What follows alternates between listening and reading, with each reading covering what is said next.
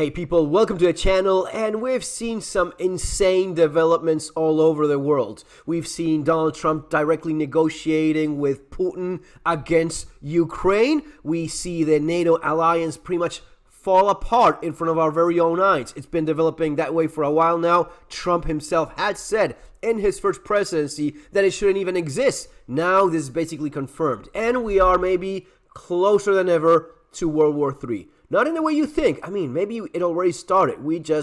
Man, it is crazy what's been happening. Folks, as always, if you want to learn more about survival preparedness realistically in the practical way that I approach it here, and ready for a very uncertain, dangerous, and complex world, well, you have the channel with a ton of information. I always recommend getting my books, which you see over there. That's the Spanish version, I believe, and Street Survival Skills, and Surviving the Economic Collapse. You will have them available in the links there below in Amazon. So what is it I'm talking about? Well, NATO is no more. I mean, there was always this thing about Trump really not being a fan of the idea. Trump always being a lot closer to Russia than to the NATO allies.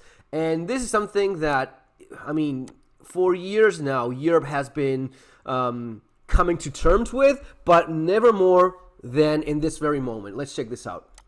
Just as the Ukraine war approaches its third anniversary, a bombshell move from Donald Trump, calling Vladimir Putin to arrange talks and instructing his defense secretary to give a speech that has major implications not just for Ukraine but also for the whole of NATO. The fact alone that he talked first with Vladimir Putin instead of talking with Zelensky, the president of Ukraine, or having a conversation with the two of them at the same time, it is just showing where things are going. This is like Trump talking first with Hamas and after talking with Hamas saying, yeah, we had a great conversation with the leader of Hamas. Yeah, we have so much in common. He's going to visit us, you know. Yeah, I'll have to explain Israel, how things are going to go from now. I mean, they lost so many people, their territory. That is literally what he said about Russia. He said, well, we can't go back to 2014. Look at all of the people that died just to secure the territory for them. It is now theirs, right? It is crazy. You're basically enabling the country that was supposed to be the entire purpose of NATO. NATO, for those of you that don't know, NATO is in theory an alliance of countries against fucking Russia. That's why it was created in the first place, to defend countries from the expansion of the USSR, from the expansion of Russia, especially the former Soviet Union countries that felt threatened, rightfully so, by Russia, especially now more than ever. If you are now aligned with Russia instead of your NATO allies, then there's no point to NATO anymore. So let me make this perfectly clear. NATO is dead right now. There is no point to NATO anymore. This is something that we kind of saw coming for a while now. And in all honesty, it is something that countries like France, they never really fully trust the United States with any of this, and they've been preparing accordingly. That's why France has its own nuclear weapons. That's why France heavily invests in its own military-industrial complex instead of going and buying from US, which is the point of having that that expense set for NATO countries, which benefits the military-industrial complex of the United States. And all of this will change very, very rapidly. The NATO alliance has guaranteed European security for almost 80 years since 1949. And essential to all that has been America's support. Now, for the first time, that is in some doubt. Yeah. NATO may have expanded, numbering 32 members now, including Sweden and Finland. But the US is still by far its most important member. America has more than 100,000 military personnel deployed in Europe, has air bases, intelligence bases, and naval assets all stationed here.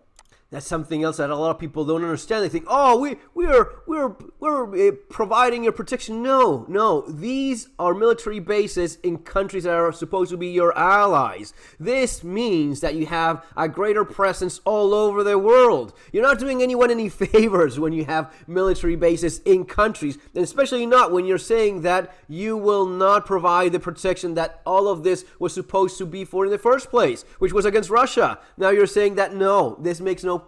So you don't have military bases in Russia, which is apparently your best friend ever. You don't have military bases in China. You don't have these bases in countries that are not your allies, that are your enemies. You have them in countries that allow you to be there in the first place, right? That are welcoming you in the first place and allow you to have a footprint in the world that allows you to be the world power that it is, right?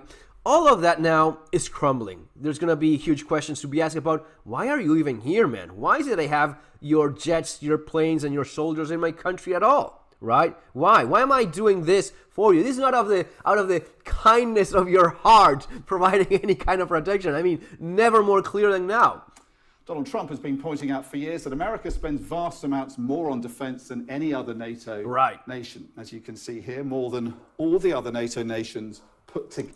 And this is another thing that a lot of people don't understand. Why is it that the United States spends so much? Is it really all that necessary? Isn't there a way to be more efficient? Is it maybe that they should be protecting themselves rather than being all over the world? Well, this is the American economy. The American economy is based on massive amount of military-industrial complex spending, on your Raytheons, on your Lockheed Martins, on all of this that is extremely expensive, coming out of the pocket of the American taxpayer and going directly into the largest, most powerful people in the world. The largest companies, the BlackRock, right, that owns everything, okay?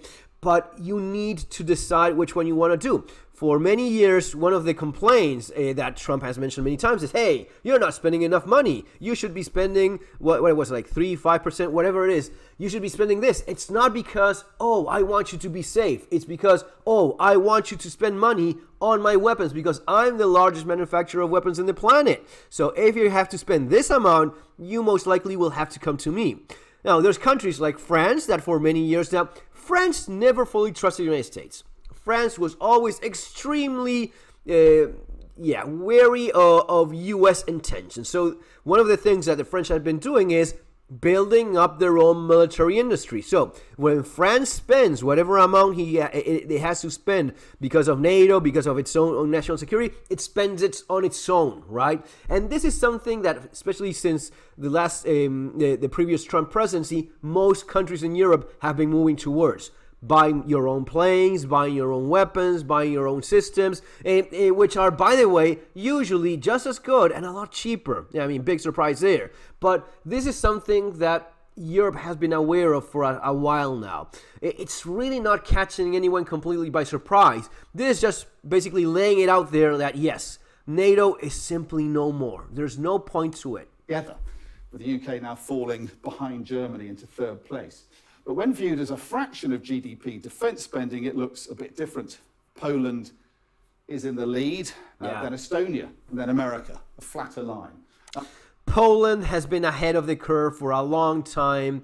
Estonia definitely has to be ready because these two guys, they've been working on their national safety for a long time. They're very well prepared. These are not going to be easy nuts to crack for Russia. If they think they will just roll into Poland like they did into Ukraine, they have something else coming. It is going to be a bloodbath, especially for Russia. NATO is thinking of raising its guidelines for defense spending from 2% to 3%. 2%, that still leaves it well short of what Russia is spending, almost 7% of its GDP, so Putin can fight his war in Ukraine. US Defense Secretary Pete Hegseth says Europe must do more to secure itself, and America has other things to focus on, causing concern about America's commitment to the alliance. But it's what he says about Ukraine that's caused the most alarm in the West, even if Russia is probably delighted.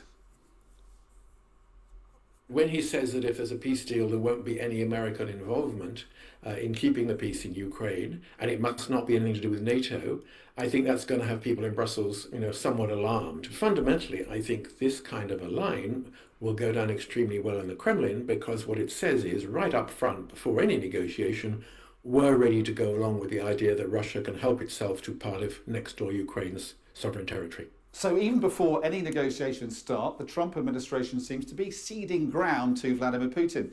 After 3 years of war, it says Ukraine must give up the dream of getting all its land back to the borders it had in 2014. Since then, Ukraine has lost around 20% of its territory, Crimea and much of the east. And what Hegseth says about a possible peacekeeping deterrent force along the front line, here in blue, will also delight Vladimir Putin. Unlike other peacekeeping operations in the past, like this one in Kosovo in the late 90s, this will not be a NATO mission, Hegseth says. It also won't have any American troops in it. And any forces that do take part should not have NATO protection, he says. Now, that will make any government, including Britain's, think long and hard before sending troops to deter Russia from starting the war up again in a few years' time. So the stage is being set. Russia and America are initiating talks about Ukraine. Ukraine was only notified afterwards. The US is giving Vladimir Putin some of what he wants before talks have even begun. Events are moving fast at a pace set by Washington and Moscow, it seems, with allies, including Britain, struggling to keep up. It is very clear. It is the United States aligned with Russia. It is crazy, but that's what's happening. I mean, Trump has always been more on the Russian side and on the European side. You know, whatever reason you want to look at it, without getting into conspiracy theories of any kind, no. But it's been that way for a long time. What Trump is saying right now is Ukraine will not get its territory back. Right? You simply need to accept that because, and he said this, which is super interesting. He said, so many Russians have died to earn that territory. It is now theirs. They conquered it, so it belongs to them. How dare you ask to get it back? This is supposed to be the guy that is your ally. Trump is saying, no. All of those brave Russians that died. He talks so much about the Russians that died. He apparently does not figure out that it was Russians that were invading Ukraine in the first place, right? So in terms of who wins this, it's already being said by United States that, yeah, it has to be Russia who wins. Russia has to keep what it conquered so far. Not only that, it's also saying that, well, this peace negotiation will involve troops from NATO, but not from our NATO part. So it's not going to be any U.S. troops participating in any of this, right? Which you may be, of course, why should we? Okay, perfect. So it's not going to be any U.S. troops, which, by the way, United States has troops in so many ridiculous, insane places all over the world. This one in particular would probably be the only one that makes sense, given the kind of allies that you have and given the conflict that you're looking at. But you know, let's go with that as if, okay, no, I don't want to get involved. We're more into, we're not into the world police thing anymore, except when it comes to Israel and everything else. But in this case in particular, we're not the police of the world. We're not even backing our own allies because they say, we're not going to send U.S. troops to Ukraine, fine. But not only that, the troops that Europe has to send to defend Ukraine, which I guess it makes perfect sense because if Europe wants to make sure that Russia does not continue advancing and taking over half of Europe or all of it, yeah, Europe should send troops to Ukraine to make sure that's not happening, right? But not only that, Trump is saying if Russia attacks those troops, those NATO troops stationed in Ukraine, if Russia attacks my NATO allies, that is not in the that is not in the deal. That is not a hostile attack on NATO forces, which it is, which it would be. Guys, this reminds me of this Bruce Willis movie. You know, it's great, but I know a lot of people haven't seen it. The Last Boy Scout. You probably let me know in the comments. Have you seen Last Boy Scout? Wonderful movie from Bruce Willis, action classic, like 80s, 90s action movie, and his business partner was screwing his wife, right? He was having an affair with Bruce Willis's wife. And the guy says, I don't know, John, it just happened. And Bruce Willis goes, yeah, of course, you were just walking around, you just fell and you stuck your dick in my wife. And oh, sorry, Mrs. Halbert, that was an accident. That's the kind of thing that Trump is telling you now. Trump is telling his NATO allies, I'm not fucking you, I just fell over and stuck my dick into Ukraine. Well, that is a sad thing, huh? That's basically what you're looking at right now. It is a complete betrayal. It is an absolute complete betrayal from the United States to its NATO allies. And you may be thinking, okay, I never wanted to be in NATO. This is a stupid idea. Why were we the police of the... Right. Again, you don't get why United States and NATO even existed in the first place, which was to protect countries against the invasion of Russia. And you especially don't get why United States stuck to it up until this point, which brings me to something even crazier than everything that I've been talking about so far, which is the conflict that you have within the United States already. You have on one hand a policy of aligning with Russia against your NATO allies, right? This means that your NATO allies will not be buying weapons from you anymore. Whatever it is that they were thinking of buying, you have to change strategies because you are now on the other side. You're on the side of Russia, obviously enough. You're not on the side of Europe. You're on the other side. You're gunning for Russia. And I mean, at this point, I wouldn't be surprised if they literally align against Europe with Russia and with China. But let's just say that they take a position of a little bit more of a savvy fox position of, no, I'm just trying to bring peace to the world. Just give up and let's do what Russia says. But it doesn't matter. When it comes down to the military spending that the United States will do, how will you justify any of it? What would be the point? How can you justify a large U.S. military budget when you're not getting it? What is it? For Gaza? You need to protect Israel from Gaza right now? From all of those people that are living in fucking plastic tarps? That's your military spending? Well, yes, it kind of is. It is the only country that is getting any foreign aid from the United States. As fucking insane as it sounds, Israel is the only country that is still getting massive U.S. aid money. It's been going that for many, many years. If you don't know about that, well, yeah, look into it. But not only that, you also have Elon Musk. I almost said Elon Trump. You have Elon Musk that, according to Trump himself, he's going to look now into the military spending of the United States. And he's going to be doing some impressive cuts in the U.S. military spending as well. How will that go down with the military-industrial complex? How will it go down with BlackRock when all of a sudden Elon Musk starts, hey, why are we spending? I mean, yeah, I was stupid to spend $50,000 on a trans comic book store in Peru. Why are we spending $1,000 in screws sold by China that cost 10 cents? That is insane. That's the kind of thing that Elon Musk will find if he actually looks into it, which he said he would. So Elon Musk is now going to do the same thing with the military spending. Donald Trump said that there was a massive waste of money in the U.S. military spending and it needs to be cut.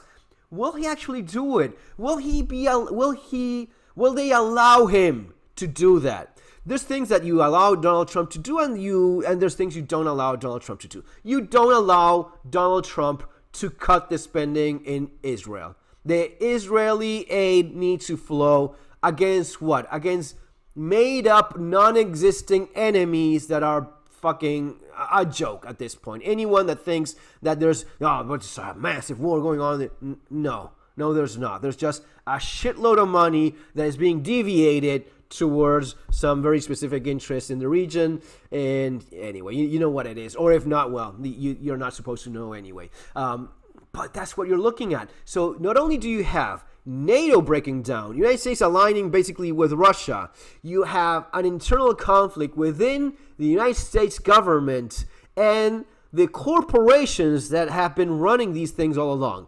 Based on what we see on some, for example, especially on stuff like not cutting the aid to Israel, the least needy country in the planet, right?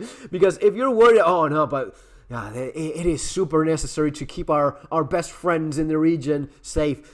That is such bullshit. But that gives me the idea that no, you will not see massive cuts in the military spending of the United States. How is it that Elon Musk will go around that? How is it that he will explain how everything else was super inefficient and needed that good old chainsaw job done, but except the largest waste that the United States has always had, which is its military? How will they justify that? How will that go with people? We'll see. Folks, it is really strange and impressive what's happening, but you have to keep an eye on all of these things, all of these developments, because these things will have a massive impact in all of our lives. See you next time, guys. Take care.